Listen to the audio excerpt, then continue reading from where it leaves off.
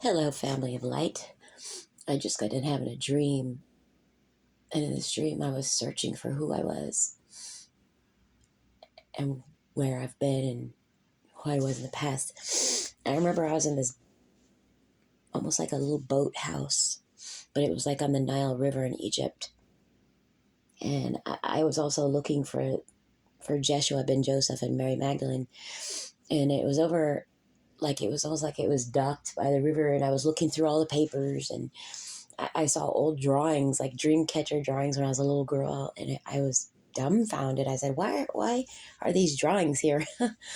And then I went out to the dock, and I was hiding from Jeshua and Mary Magdalene, and he came around, and I kept thinking in my head, oh my gosh, he's going to ask me a question. He's going to say, hi, what am I going to do? What should I say to him? And then it just popped up in my head. I said, what can I do? What decisions can I make to change the world, to make it better? And he kissed me on my forehead, and I felt like it was real. Like I could feel the wetness of his lips on my forehead. And I touched his back and tried to push him in closer, like wanted to hug him, and just to make him stay there. I felt safe. It was like the first time I ever felt safe close to a man in my whole life. I felt protected and watched over. It was beautiful. And then he said to me, I'll tell you tomorrow. And he was walking up the dock, and Mary Magdalene was there. So beautiful, red, beautiful long hair. And Joshua had long black hair and almost looked Native American. And I remember yelling at him, you guys should get together. I said, imagine your babies. It'll be so cute. And they both smiled and walked away. That was the end of my dream.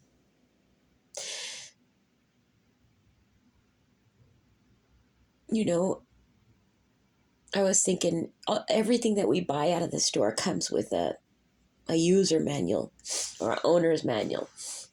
And, you know, when you buy it new out of the store. And I was thinking, when we were born, you know, brand new, none of us have a manual on how to live our life. You know, we start growing up, and how we learn the world is how our parents or the people on the outside, how it affects us. That's how we affect it. We affect each other. And the only thing that we have in order to sustain ourselves and to live and to figure this crazy world out is usually our parents.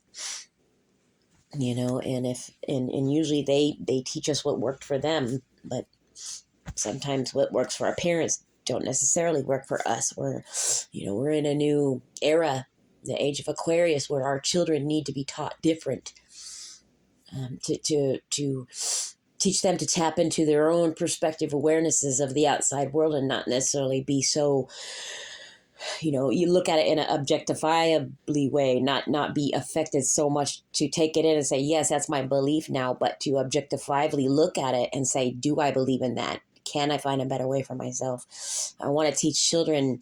I think we all as parents should teach children to find their own answers that are inside of us, because each of us have exactly what we need. We just refuse to look inside of us to find the answers. We are looking for answers on the outside world. Well, that's not going to help us. Each of us are so different. So how could one life manual, work for another person's life manual? Because we're all so different. Why would you expect to buy a lawnmower out of the store and then look at a weed eater's owner's manual and expect that that's how the lawnmower works? No. You see what I'm saying? But I just wanted to let you know, it was so amazing. I wasn't worried anymore about what I wanted to be.